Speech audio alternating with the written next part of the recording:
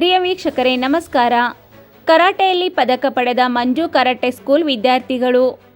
ದಾವಣಗೆರೆಯಲ್ಲಿ ಜುಲೈ 14ರಂದು ನಡೆದ ಪ್ರಥಮ ರಾಷ್ಟ್ರೀಯ ಮಟ್ಟದ ಮುಕ್ತ ಕರಾಟೆ ಪಂದ್ಯಾವಳಿ ದಾವಣಗೆರೆ ಬೆಣ್ಣೆ ನಗರಿ ಕಪ್ 2024ರಲ್ಲಿ ಭಾಗವಹಿಸಿದ ಹಳಿಯಾಳದ ಮಂಜು ಕರಾಟೆ ಸ್ಕೂಲ್ನ ವಿದ್ಯಾರ್ಥಿಗಳು ಪದಕವನ್ನು ಪಡೆದಿದ್ದಾರೆ.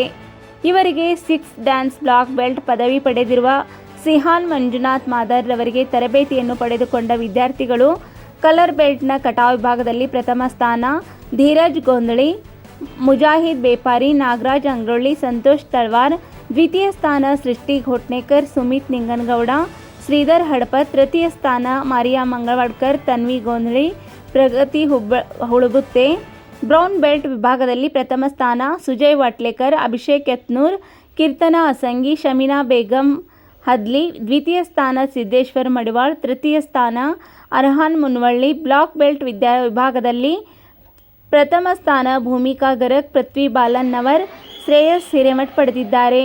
ಹಾಗೂ ಫೈಟಿಂಗ್ ಕುಮಿತೆಯಲ್ಲಿ ಕಲರ್ ಬೆಲ್ಟ್ ವಿಭಾಗದಲ್ಲಿ ಪ್ರಥಮ ಸ್ಥಾನ ಮುಜಾಹಿದ್ ಬೇಪಾರಿ, ಮಾರಿಯಾ ಮಂಗಳವಾಡ್ಕರ್, ಸಂತೋಷ್ ತಳವಾರ್ ದ್ವಿತೀಯ ಸ್ಥಾನ, ಸುಮಿತ್ ನಿಂಗನಗೌಡ, ಶ್ರೀಧರ್ ಹಡಪತ್. ಬ್ರೌನ್ ಬೆಲ್ಟ್ ವಿಭಾಗದಲ್ಲಿ ಪ್ರಥಮ ಸ್ಥಾನ ಅಭಿಷೇಕ್ ಯತ್ನೂರ್, ಕೀರ್ತನಾ ಅಸಂಗಿ ದ್ವಿತೀಯ ಸ್ಥಾನ, ಸಿದ್ದೇಶ್ವರ್ ಮಡಿವಾಳ್, ಸುಜಯ್ ವಾಟ್ಲೇಕರ್.